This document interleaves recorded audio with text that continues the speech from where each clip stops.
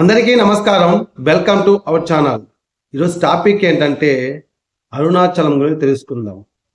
ఇది ఎక్కడ ఉందంటే తమిళనాడు స్టేట్ అరుణాచలంలో ఉంది. మనం తెలుగు వాళ్ళు అరుణాచలం అంటారు, తమిళనాడులో అయితే తిరువణామలై అనేసి అంటూ ఉంటారు.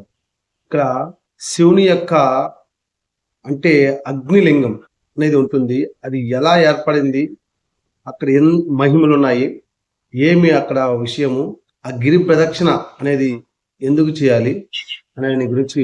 ఓం నమ శివాయ. అరుణాచల ప్రవేశం అంత ఈజీ కాదు. అరుణాచలం వెళ్ళాలంటే ఎంతో పుణ్యం చేసుకోవాలి. అరుణాచలం వెళ్ళి వచ్చిన తర్వాత ప్రతి మనిషి యొక్క జీవితం మారుతుందనేసి ఒక నానుడి. ఇది నేను చెప్పడం కాదు, పండితులు పెద్దవాళ్ళు చెప్పే మాట. అరుణాచలంలో ఎలా వర్ణించాలో తెలియదు, కానీ అరుణాచలంలో ఉండే లింగము అగ్నిలింగము.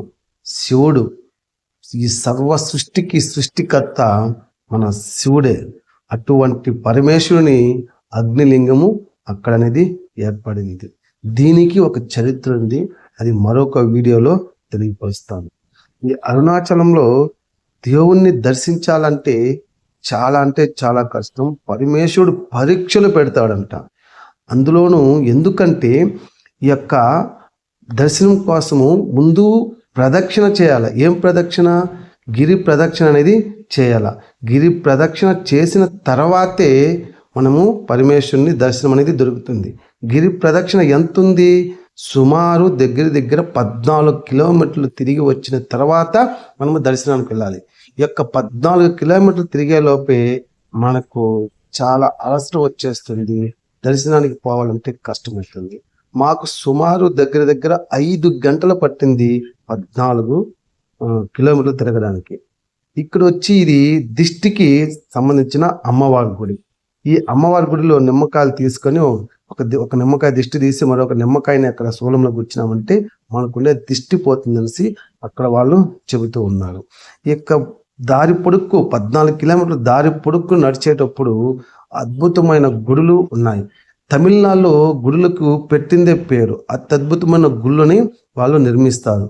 ఆ తమిళనాడులోనే కాదు, భారతదేశం మొత్తం కూడా గుళ్ళు నిర్మించడంలో వాళ్ళే మొదటి ప్లేస్లో ఉంటారు. ప్రతి ఒక్క చోట ఈ గిరి ప్రదక్షిణలో గుడులు, అమ్మవారి గుడులు, శివుని యొక్క లింగాలు, అంటే శివుని యొక్క 8 లింగాలు అనేది అక్కడ ఉంటుంది. అవి ఏవేవంటే యమలింగము, నైరుతి లింగము, వరుణలింగము, వాయులింగము, కుబేరలింగము, ఈశాన్యలింగము, ఇంద్రలింగము, అగ్నిలింగము. ఇలా 8 లింగాలను మనము ప్రదక్షిణలో చూసుకుంటూ వెళ్ళవలసి ఉంటుంది. ఇక్కడ ఏమిటంటే మనము గుడి గోపురాన్ని దర్శించుకుని కొంత దూరం వెళ్ళిన తర్వాత రమణి మహర్షి యొక్క ఆశ్రమం ఉంటుంది. అది దర్శనం చేసుకుని దాని పక్కనే ఉన్న వినాయక స్వామిని దర్శనం చేసుకుని తర్వాత మనము మన ప్రదక్షిణని స్టార్ట్ చేస్తాం. అలాగే శివుని యొక్క మహిమ ఎంత గొప్పదంటే ప్రతి చోట ప్రతి ఒక్క గుడి ఉంది ఆ ప్రదక్షిణ చేసేటప్పుడు. అలాగే ఈ ప్రదక్షిణ అనేది ప్రతి ఒక్కరు గుర్తుపెట్టుకోవాల్సింది మరీ ముఖ్యంగా, ప్రదక్షిణ అనేది ఎట్టి పరిస్థితుల్లో కుడి వైపున నడిచి ప్రదక్షిణ చేయకూడదు. ఎడమ వైపు నడిచే ప్రదక్షిణ అనేది చేయాలి. మేము మధ్యాహ్నం 3:30కు ప్రదక్షిణ స్టార్ట్ చేసిన మేము తిరిగి నైట్ 9 గంటలకి ప్రదక్షిణ అనేది పూర్తయింది. అప్పటికే మేము చాలా అలసిపోయాము. మరలా దర్శనానికి వెళ్ళాలంటే నికరంగా 5 hours పడుతుందంట. 5 hours మనం నిలబడి నడిచే వెళ్ళాలి.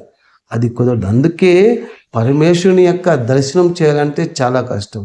అయినా సరే గిరి ప్రదక్షిణ చేస్తే ఆయన యొక్క దర్శనం చేసినట్టే అనేసి అక్కడ నానుడి.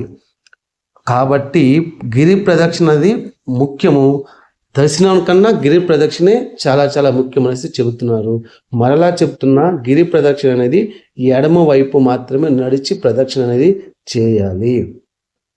ఇక పరమేశ్వరుని గురించి ఎంత చెప్పినా తక్కువే అవుతుంది.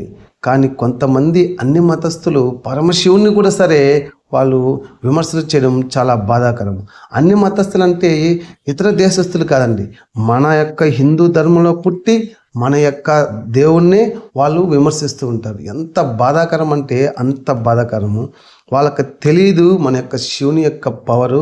దానికి సంబంధించి కైలాస పర్వతం ఒక ఉదాహరణ, దానికి సంబంధించి ఒక వీడియో కూడా చేస్తాను వాళ్ళకి తెలిసేటట్టుగా.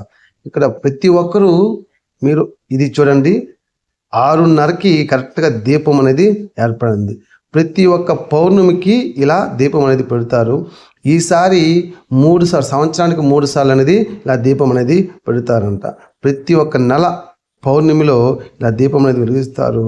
మామూలుగా కూడా గిరి ప్రదక్షిణ అనేది చేయొచ్చు, కానీ దీపం అనేది పౌర్ణమిలో తిరిగితే చాలా మంచిదనేసి అక్కడ వాళ్ళు చెబుతున్నారు, మన యొక్క పురాణాలు చెబుతున్నాయి. కావున ఎవరైనా ప్రదక్షిణ చేయాలంటే ఎడమవైపు ప్రదక్షిణ అనేది చేయండి.